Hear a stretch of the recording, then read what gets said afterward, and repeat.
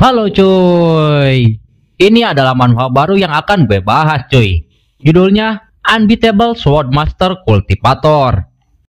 Manhwa ini bercerita tentang seorang pria yang bernama Li Jincheng. Dia merupakan seorang mage terkuat nomor 1 di dunia. Pada suatu hari dia melawan monster yang sangat kuat. Pada pertarungan tersebut, Li Jincheng menerima kekalahan telak oleh monster beast yang sangat kuat. Namun yang paling menyakitkan dari kekalahannya tersebut adalah kekasihnya yang berkhianat dengan bersekongkol dengan selingkuhannya untuk merencanakan kematiannya. Namun nasib baik masih berpihak kepadanya. Dia terlahir kembali ke waktu di mana semua kekacauan itu belum dimulai. Dan dengan semua pengalamannya di masa lalu, Li Jincheng memutuskan untuk balas dendam dengan cara merubah kemampuan magenya menjadi seorang pendekar pedang. Nah, bagaimana keseruan ceritanya? Langsung saja kita login.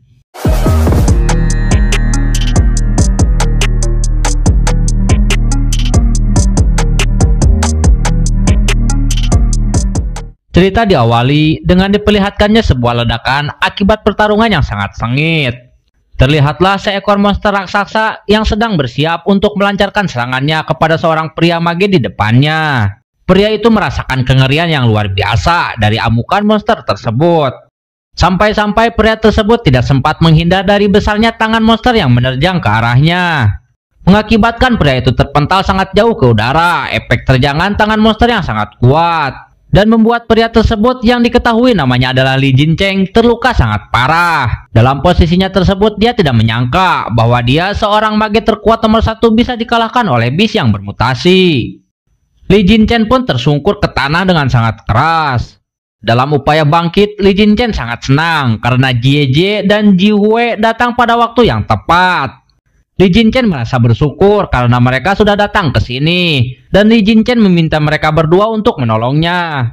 Kemudian dengan lembut, Jie merangkul tangan Jincheng sambil berkata bahwa dia tidak menyangka Jincheng benar-benar datang untuk mencari Leontin Pisces yang Jie minta.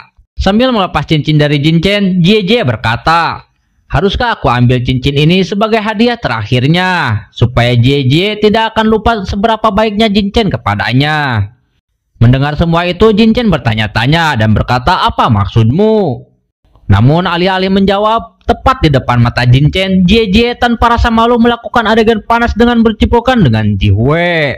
Dengan rasa kenikmatan dari cipokannya, Jie berkata bahwa dia dan Jiwei sekarang resmi pacaran, dan mereka berdua datang ke sini hanya untuk melihat akhir hidupnya. Setelah itu, mereka berdua terus melakukan mantap-mantap di hadapan Jincheng yang tengah sekarat. Sambil mengulurkan tangannya, si Jincheng berkata bahwa dia sudah menganggap mereka berdua sebagai keluarganya sendiri. Namun Jincheng tidak menyangka mereka berdua malah mengkhianatinya.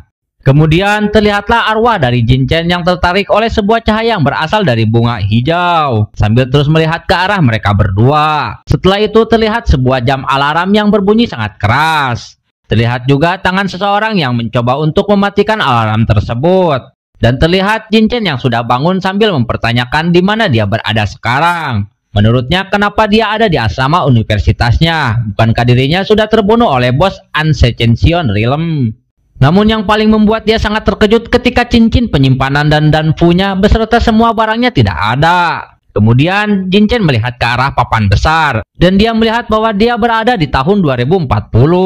Melihat hal itu, Jincheng semakin dibuat kaget dan kebingungan. Kenapa dia bisa terlahir kembali ke 10 tahun lalu, tepatnya sehari sebelum game dimulai? Dan Jincheng berpikir apakah ini sebuah keberuntungannya. Sambil terus memikirkannya, Jincheng mempertanyakan kenapa dia bisa terlahir kembali. Namun Jincheng mengingat sebuah rumor bahwa kalau artefak Supreme di pin Leontin Pisces dari beast mutasi terkuat di Ascension Realm bisa menghidupkan player yang sudah mati. Dan Jincheng tidak menyangka bahwa rumor itu benar adanya. Dengan penuh amarah sambil mengepalkan tangannya, Jincheng berkata bahwa dia beruntung tidak menyimpan Leontin Pisces-nya di cincin penyimpanannya. Kalau tidak, mungkin saja itu akan diambil oleh dua bajingan Guojie dan Su Zihui.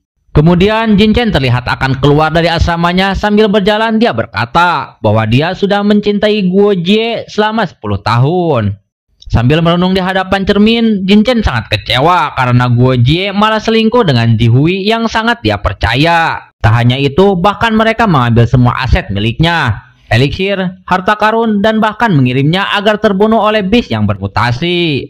Kemudian sambil memandangi dirinya sendiri, Jin Chen bertekad bahwa dengan keberuntungannya terlahir kembali, Jin Chen bersumpah akan membuat Guo Jie dan Ji Hui merasakan penderitaan yang sangat pedih dari pengkhianatannya. Kemudian seorang wanita yang dia beri nama wanita gila meneleponnya. Terlihatlah mereka saling berkomunikasi. Si Jin Chen berkata, "Hei cewek gila, lama tak jumpa ya." Wanita tersebut menjawab, "Lama tak jumpa bapakmu. Bukannya kemarin kita makan hotpot?" Dan si cewek gila ini berkata bahwa setelah dia pikir-pikir ada sesuatu yang harus dia beritahu pada Jin Chen dan menyuruh Jin Chen untuk jangan kaget saat mendengarnya. Mendengar hal itu, Jin Chen mengingat sesuatu bahwa 10 tahun yang lalu, tepatnya hari ini, wanita gila ini meneleponnya dan bilang kalau dia melihat Guo Jie ciuman dengan pria lain. Karena sudah tahu hal itu, Jin Chen pun berkata bahwa dia meminta maaf kepada wanita gila tersebut. Sontak membuat wanita gila tersebut kebingungan. "Kenapa kau minta maaf? Apa kau salah minum obat?" Namun si Jin Chen menjawab bahwa dia hanya meluapkan emosinya saja. Sambil menjatuhkan barbelnya, wanita gila itu berkata bahwa dia tidak ada waktu untuk bercanda dan memberitahu Jin Chen bahwa dirinya harus menyiapkan mental. Karena baru saja dia melihat Guo Jie ciuman dengan pria lain di jalan, bahkan masuk ke mobil pria itu. Namun karena Jin Chen sudah mengetahuinya, dia hanya tersenyum dan berkata, "Oh, gitu ya." Mendengar tanggapan Jin Chen tersebut, sontak membuat si wanita gila tersebut jadi kesal. Karena menurutnya dia tidak sedang bercanda. Namun Jin Chen berkata bahwa dia percaya padanya, tapi ada sesuatu yang mau Jin Chen kasih tahu kepada si wanita tersebut. Namun si wanita gila masih merasa kebingungan dan khawatir pada si Jin Chen dan menanyakan apakah si Jin Chen benar-benar baik-baik saja. Kemudian sambil duduk di depan meja komputer, si Jin Chen mempertanyakan apakah si wanita gila pernah mendengar tentang game Egg Wasteland. Si wanita gila menjawab, "Tentu saja aku pernah mendengarnya, karena iklannya juga muncul di mana-mana." Sambil melihat ke arah jendela, Jin Chen membayangkan dan memberitahu si wanita gila bahwa dia akan jadi pro player e-sport profesional di game tersebut. Sambil terus membayangkannya, si Jin Chen menjelaskan bahwa belum ada yang tahu kalau game ini bukan sekedar game virtual reality biasa. Game ini viral di seluruh dunia, dan 5 tahun dari sekarang game ini menyatu dengan dunia nyata. Semua kemampuan, harta karun, NPC, bahkan bos akan muncul jadi nyata. Kalau bergabung lebih awal, kau akan dapat keuntungan dengan cepat. Kemudian si wanita gila itu bertanya tentang keseriusan Jin Chen yang ingin jadi pro player profesional. Karena dari yang wanita gila ketahui dari berita bahwa game ini dikembangkan secara mandiri oleh Universitas AI Nua. Dan dengan lantang Jin Chen menjawab bahwa dia serius dan akan pindah dari asrama 2 hari kemudian dan menyewa ruangan untuk fokus bermain game. Mendengar keseriusannya Jin Chen, si wanita gila pun mengucapkan selamat dan akan langsung menutup teleponnya. Tiba-tiba Jin Chen berteriak untuk jangan menutup dulu teleponnya. Si wanita gila pun menanyakan alasannya. Sambil malu-malu si Jin Chen berkata karena gamenya perlu equipment. Dan Jin Chen baru sadar setelah melihat tagihannya dan ternyata dia sudah kelewat dari batas. "Jadi apakah kau bersedia untuk meminjamkan uang?" Tanpa basa-basi, dengan penuh amarah si wanita gila berkata, "Tidak bisa, aku miskin. Siapa juga yang menyuruhmu memberi hadiah semahal itu ke Guo Jie? Itu salahmu sendiri. Bye." Sambil menghembuskan napasnya, si Jin Chen berkata, Kenapa aku tidak terlahir kembali sehari sebelumnya saja?" Di tengah kebingungannya tersebut, tiba-tiba HP-nya mendapatkan sebuah pesan. Ternyata pesan tersebut dari si wanita gila yang telah mentransfernya uang. Sambil mengirim pesan suara, si wanita gila itu berkata bahwa uang ini adalah uang gym membershipnya selama beberapa tahun. Jadi jangan lupa untuk mengembalikan secepatnya. Jika tidak, wanita itu mengancam akan menjadikan Jin Chen sebagai karung tinju untuk pelatihannya. Dengan santai Jin Chen membalas, "Jangan khawatir, aku akan mengembalikannya kok." Kemudian terlihatlah sebuah layar monitor yang menunjukkan waktu hitung mundur. Sambil melihat cincin di jarinya, si Jin Chen berkata bahwa waktunya tinggal sebentar lagi dan dia sudah siap akan hal itu. Kemudian terlihatlah cincinnya tersebut mengeluarkan cahaya kemerahan. Dan dengan yakin Jin Chen mengarahkan cahaya dari cincinnya tersebut ke bola matanya. Kemudian terlihatlah seperti cahaya tersebut sedang memindai bola mata si Jin Chen. Dan muncullah sebuah notifikasi ucapan selamat datang karena sudah masuk ke dalam game Egg Wasteland. Terlihat juga tubuh Jin Chen yang seakan-akan tertarik ke dalam game tersebut. Sambil melihat sekelilingnya, Jin Chen berkata bahwa setelah 10 tahun akhirnya dia kembali ke tempat di mana semua mimpinya akan dimulai. Kemudian Jin Chen dan para pemain lain sangat takjub saat melihat kedatangan sosok wanita yang terbang di atas mereka. Mereka terus berteriak bahwa akhirnya mereka bisa melihat sosok Tante Nua. Kemudian Jin Chen menatap serius ke arah wajah Tante Nua. Menurutnya, AI adalah level pertama yang harus dilalui setelah masuk ke gamenya. Terlihat sederhana, tapi punya banyak mekanisme tersembunyi. Dan dia harus menanganinya dengan hati-hati. Berbeda dengan Jin Chen, dua orang pria dengan pikiran kotornya malah menggoda AI tersebut dengan berkata, "Wik wiu, Tante Nua, tolong culik aku dong." Melihat hal itu, Jin Chen merasa bahwa mereka itu sangat idiot karena berani-beraninya memikirkan hal yang cabul kepada Tante Nua. Kemudian Tante Nua pun marah dan menghukum mereka dengan cara memindahkannya ke suatu tempat melalui lubang hitam yang dia buat. Sontak membuat para player lain yang melihatnya menjadi ketakutan. Namun bagi Jin Chen itu sudah biasa karena dia sudah mengetahui hukuman untuk orang-orang yang seperti mereka. Kalau hukumannya ringan, mereka akan dikirim ke sel. Kalau tidak, mereka akan dapat pengurangan atribut secara permanen. Dengan kejadian tersebut membuat para player lain menjauh dari hadapan Tante Nua. Berbeda dengan Jin Chen yang malah memberi hormat. Karena dia sudah mengetahui, kalau mau mendapatkan bantuan dari Tante Nua, para player harus menunjukkan ketulusannya. Kemudian karena melihat ketulusan dan rasa hormat yang diperlihatkan oleh Jin Chen, Tante Nua tersenyum bangga karena Jin Chen tidak merasa takut terhadapnya. Kemudian Tante Nua bertanya kepada Jin Chen, apakah Jin Chen benar-benar ingin memasuki jalan kultivasi dan menjadi immortal. Dengan penuh semangat Jin Chen menjawab iya. Dan dia memperkenalkan dirinya bahwa dia adalah Li Jin Chen dan bertanya apakah dia boleh meminta berkah dari Lady Nua. Kemudian sambil mengulurkan telunjuknya, Tante Nua berkata bahwa dia akan memberikan berkah sesuai nasib baiknya Jin Chen. Setelah itu, Jin Chen merasa sangat bahagia karena dengan berkah yang diberikan Tante Nua, Jin Chen merasa bakat bawaannya mulai muncul. Dan Jin Chen menjelaskan bahwa di kehidupan sebelumnya bakat yang dia miliki adalah business prodigi yang terbilang buruk. Namun bisa memberinya diskon 10% selama dia membeli item di semua toko yang ada di kota, tapi akan tidak berguna ke depannya. Kemudian terlihatlah cahaya kemerahan yang mengguyur tubuh Jin Chen. Jin Chen terus berkata bahwa bakat bawaan bukanlah segalanya. Dengan pengetahuannya di Egg Wasteland, bahkan kalau awalnya dari sampah, menurutnya dengan pengetahuannya itu akan masih ada kesempatan untuk jadi kuat. Namun tiba-tiba Jin Chen sangat terkejut seperti melihat sesuatu yang luar biasa. Ternyata Jin Chen dibuat kaget dengan bakat bawaannya yang berubah sangat drastis setelah dia terlahir kembali. Menurutnya talent yang dia dapat sekarang benar-benar sangat luar biasa. Dengan aura yang begitu dahsyat yang dia rasakan saat ini, menurutnya walaupun talentnya ini punya banyak keuntungan, tapi penuh dengan bahaya juga. Karena semakin tinggi resiko, maka akan semakin bagus hadiahnya. Kemudian karena Tante Nua sudah menganugerahkan talent kepada Jin Chen, Tante Nua menyuruh Jin Chen untuk segera menentukan avatar yang ingin Jin Chen pilih. Kemudian terlihatlah Jin Chen yang kebingungan saat menentukan avatarnya. Dalam proses pemilihannya tersebut, Jin Chen berkata bahwa semua modal standar terlihat sama. Tapi di dunia nyata, semuanya akan berbeda dengan atributnya masing-masing.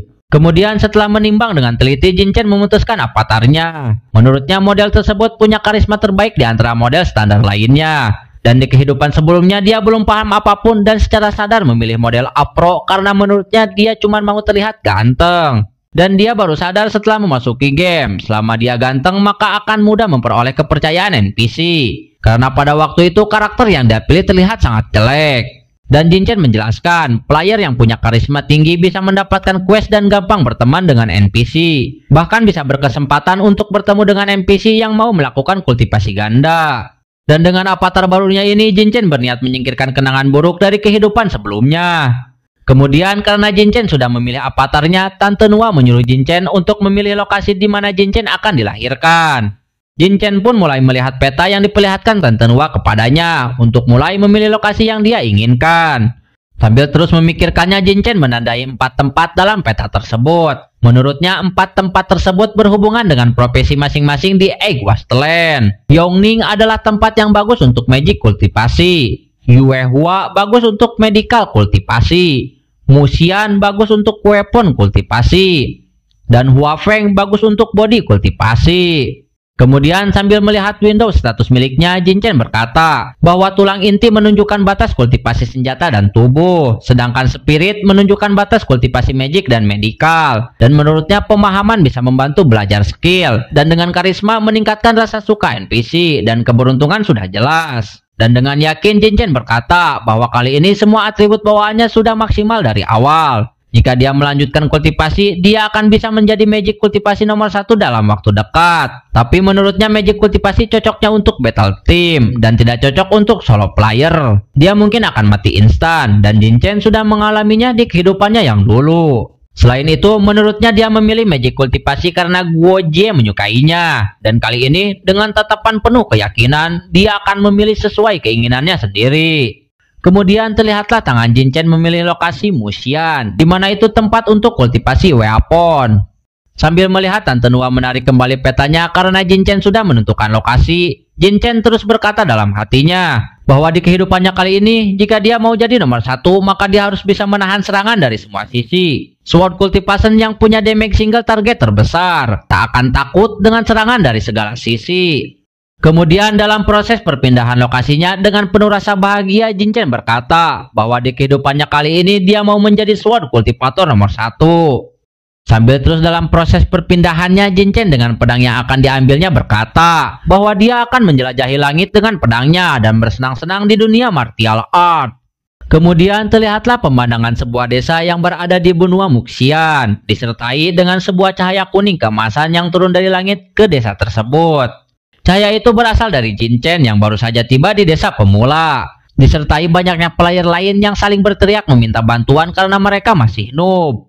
Namun ada juga para player yang sangat takjub ketika melihat para wanita yang begitu cantik dan semok. Bahkan ada yang bilang kalau dia seperti ingin membuat sebuah puisi untuk keindahan gunung-gunung dari para wanita tersebut. Namun melihat semua kehebohan di sekitarnya, Jin Chen merasa bahagia karena menurutnya ini seperti nostalgia.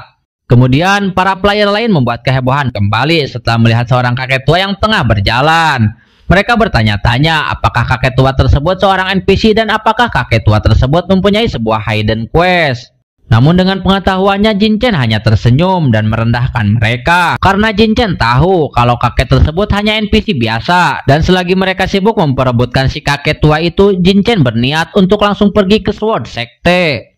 Kemudian dengan santai Jin Chen mulai berjalan perlahan untuk pergi ke tempat Sword Sekte. Karena menurutnya tidak perlu terburu-buru karena dia sudah tahu rutenya.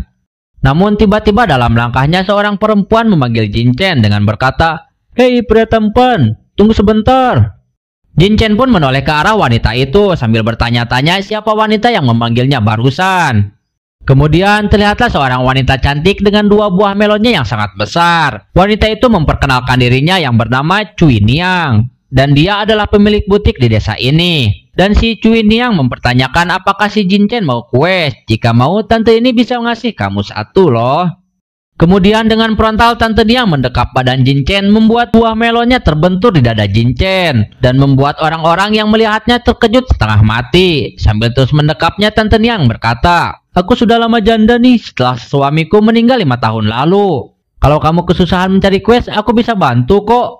Si Jin Chen yang merupakan seorang pria normal tidak bisa menahan gairahnya yang meronta-ronta saat disuguhi buah melon yang segar di depan matanya. Dan si Jin Chen tidak menyangka efek dari karisma bawaannya yang sudah maksimal bisa sangat menguntungkan.